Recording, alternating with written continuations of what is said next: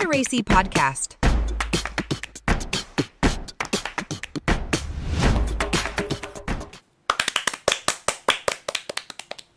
Welcome to our first episode of podcast LITERASE. And today you are with me and Cream. Okay. So let's introduce myself. My name is Cam and we are wanting to show you about semantics in literature. Yeah, you were ready? Yes. Okay. Today the topic of our podcast is the terms we are often seen in literature, and we would like to present you about the terms of flowers and seasons in literature. And I want to ask Cream about the time when you read the literature. What you feel about it, and did you interested in the literature? While I'm reading literature, sometimes it leads me to feeling that I'm confused about it. Some context, I do not understand the real meaning what it wants to convey, because word use of that cannot be directly interpreted. Oh, yeah. I know what you want to say, but okay, I really understand it because as an English as foreign language students who has to read English literature because it's our curriculum, right? Yes. So sometimes we cannot understand all of the meaning but that writers want to say to us. Absolutely. I think normal words have other meaning. We cannot literal translation, something like that. Yeah, so sometimes we can just like interpret sun as like the object in the Yeah. sky, right? Yes. So I have the word that we often see, it is summer. It can have the meaning to seasons, but at the same time, the writers tends to give the meaning of people's lifetimes. It mostly used to represent young people, young generations, and because they are full of energy and they have passions like summer, which is a hot and full of energy. So it seems that one word can represent another thing that is not its denotation meaning. Yes, and those words came with the purpose of imagery or interpretation related with their semantic in terms of sense, reference, and also connotation. Yeah.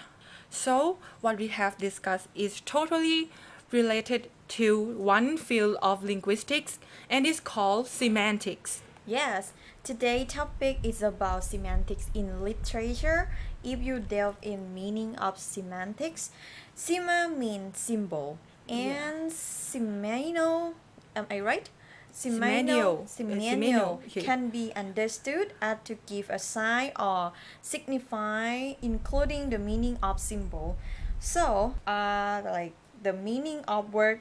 Now you know that semantic is the study of meaning and in language. Yes. So then semantic is like 99.9% related with literature because we have to like decode of the meaning of words used by the writers. And today we have two categories of words that I have told you before. So we have topic of seasons and flowers. So let's start with your topic. Do you remember the protagonist, like name Daisy Miller? Do you want to know exactly meaning of her name? Totally, I do remember, and I can remember her name because the title of the short story is Daisy Miller. Mm-hmm. The story is written by Henry James. You asked me about the meaning of her name, right? Yes. At first, I thought it's just only her name and not have like other meanings other than that. But during the class, the professor asked us to think about the characteristic of this flower. That's all is correctly. For her name, like actually her real name is Annie, but the fact that she's called Daisy, yes, should give her some clue right off the bat as to how we're supposed to see her. Alright, what do you think when the word Daisy pop up in your mind? So it would be like the white color flowers And it can grow anywhere, like in the footpath or in the ground, like normal and common flowers. Sure thing. Daisy conjure image of a delicate white flower associated with the summer season. Summer is its season, but do you know what? Her surname means something really related to winter season, like colder, harsher season, something like this. Like Miller. Yes. I also remember that in that story, she has a relationship with a guy named Winterborn, Yeah, Winterborn. hasn't she? Yeah. Yes. And his name seemed to be related to the winter seasons. And Sure. her Daisy name is related with summer seasons. Yes. So it can be like assumed that they can be together Yeah. because of the contrast of their names. Alright. You might remember at the end of the story, they don't end up together. And I think it's because Daisy is a flower cannot survive in the winter season. Yeah. I see. So literature is more deep than we thought. Yeah, sure. And you mentioned about Daisy. Now it's my turn to introduce flowers. Wow, flower. Just flowers that not like a rose or a sunflower, just normal. Flower? Yeah. You Common mean flowers. Just flowers. What I'm gonna say is that flowers also have a connotative meaning. I learned it from the short story called The Flowers, written by Alice Walker. When we think about flowers or when we hear the word flowers, the image in our mind will be like beautiful things and fresh. Some people might imagine of a rose or a lily, like you have said. And what are the characteristics of flowers in your mind? In my mind, the flower is beautiful but also fragile. Even it look enchanted, soon later it will wither. Exactly. So, beautiful but soon later wither. So the flower represent innocence. Innocent? Yes. The short story, The Flowers, has only one character. I told the story because I want you to understand Uh-huh. why is it related to innocence. I got it. The one character is a 9-year-old African American girl who had seen the dead body. So when she saw the dead body, so she perceived what was going on and her innocence was lost. Oh dear. As you said, the meaning is really deeper than it look like. Yes. Yeah. I noticed that when we argue about something, we also imagine what they are. Yeah, because this is a semantic. So it was the process called semantic triangle. It is a model used in semiotics that illustrates the relationship between symbol, its reference or an object, and its meaning. It demonstrates how a symbol, such a word or a sign that we saw by reading in literature, relates to both the thing represent and the concept or idea it conveys. This model helps explain the process of communications and understanding between a symbol and its intended message or representations. Makes sense. Normally like a seasons that we want to show today. Yes. In Western culture or in other country that not like our Thailand country, Yeah. mostly they have four seasons. It would be like summer, fall, yeah, autumn, and winter. And also spring. Yes. The Westerner, they saw, they perceive the seasons, these 4 seasons, as a lifetimes or compared to the time in the day because the season would be repeat and repeat in the year. Yes. In short, they interpret the time of the seasons like summer is youth or like younger people. Teenage. Yes. Like they're full of energies and they're full of passions. And the next one is autumns. So autumns is, Seem like adulthood. yeah, I think so. Because when we have a fire in ourselves, like we have passions, and sometimes we have faith to be an adult. Imagine an image of fall leaves in the grounds. Our times in life a little bit falling. Thumbs up. After the fall or autumns, what is next is like old age, elder or like death. Because When we imagine about winter, we see like the plain of white things and it had nothing to grow up because there is no plants. Sometimes it has a plants that can grow in winter, but most of the plants in our world can grow better in spring or summer. So in winter they have no life.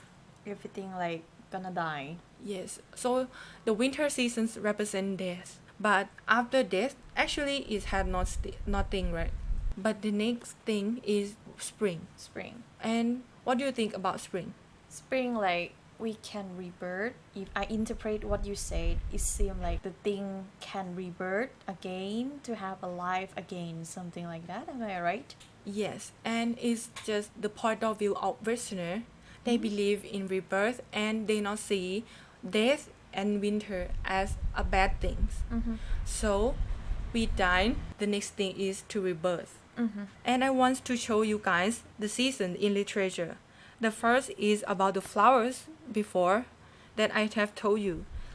And there was described in the flowers that she has explored the woods behind the house many times.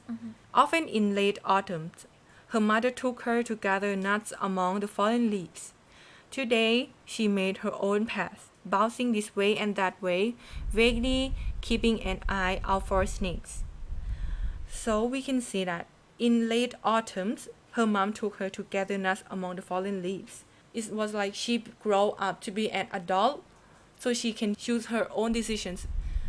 So she is her own way. She is adult now. I also have a story of Daisy Miller that you know. Daisy is like a young American woman that traveling in Europe and challenges social norms. For Daisy, Daisy is delicate white flower that I say associate with summer. Yes. And her surname Miller could be interpreted metaphorically as sometime related to the cold or harsher season of winter. So her name Yeah. would be like contrast. Yes, like Juxtaposition. Yes, like summer and winter, but mixed in up one together. person. Yeah, so you can see in the end of Daisy Miller that why she died in the end. Yeah. Daisy tragic fate serving as a metaphorical outcome of this crash. Yeah. And like my story, the flowers also. Yeah.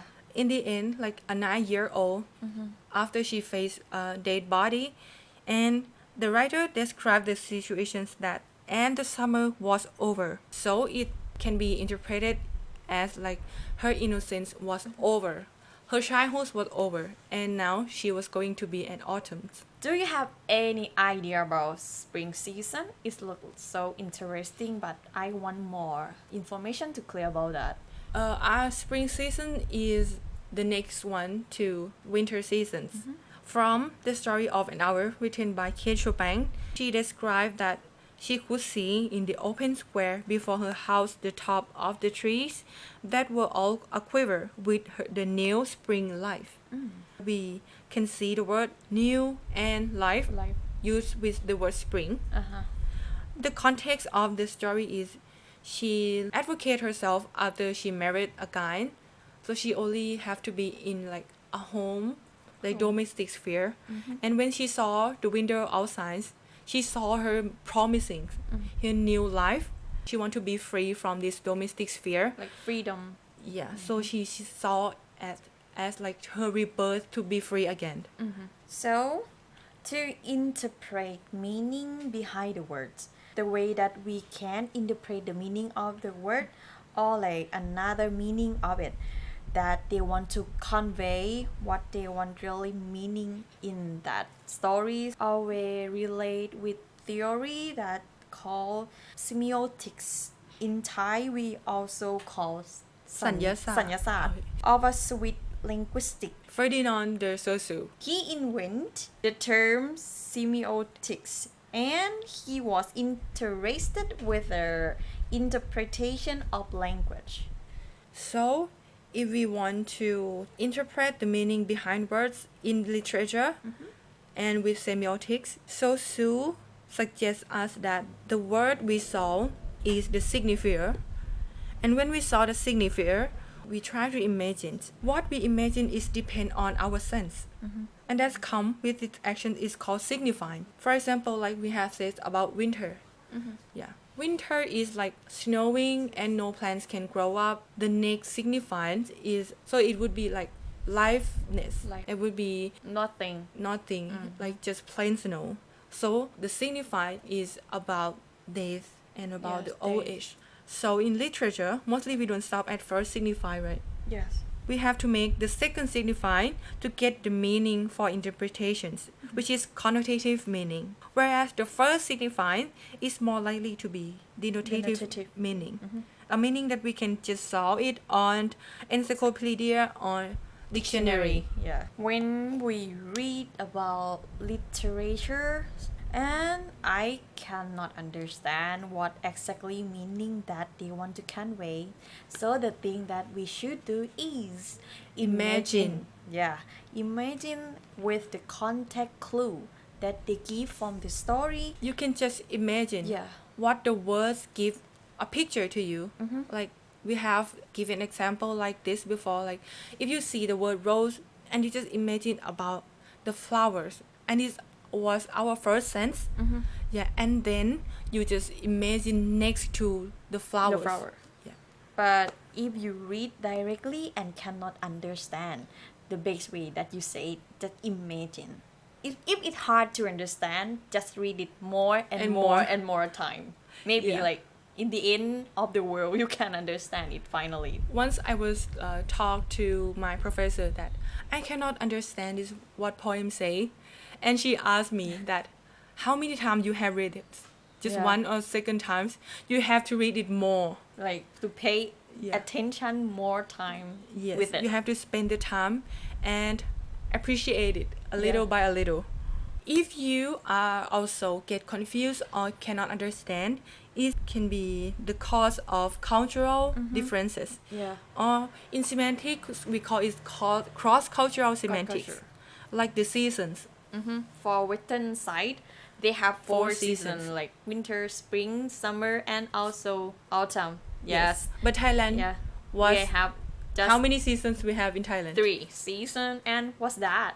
Hot, hotter, and hottest. Okay. Yes. So, like we say that we are in different culture. And we don't have 4 seasons like Westerner. And the next episode, we will talk to you about the cross-cultural semantics. Today, we have say so much thing about literature and semantics, and that's our ending for today. Thank you so much for your watching. Yes. Bye. See you next season. Next EP episode.